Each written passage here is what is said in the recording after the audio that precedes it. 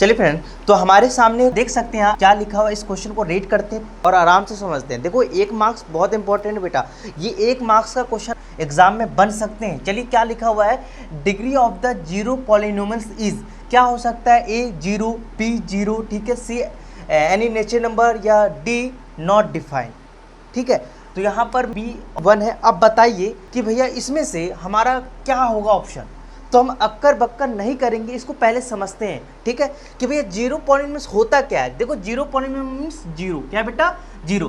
तो डिग्री हमेशा वेरिएबल जो होता है ना, वेरिएबल क्या होता है, एक्स वाई जेड, उसी के ऊपर पावर जो होता है। देखो, जो x है, ठीक है, y है, z है, उसके ऊपर से ही पावर हमें बताना होता है, पावर। ठीक है, तो यहाँ पर हमारे पास जीरो पॉलिनोमियल्स दे रखा है, तो बताइए इसका पावर क्या हो सकता है, क्या क्या हो सकता है। तो इस केस में देखो, मैं जीरो पावर मतलब मैं रख दिया, तो इसका आंसर तभी भी जीरो होगा। ये जीरो पॉलिनोमियल्स है, मैंने x ले लिया, इसका पावर 1 ले लिया, तो भैया यहाँ पर जो डिग्री है, इस केस में तो मैं जो वेरिएबल का डिग्री 0 हो जाएगा, इस केस में डिग्री क्या हो जाएगा, 1 हो जाएगा।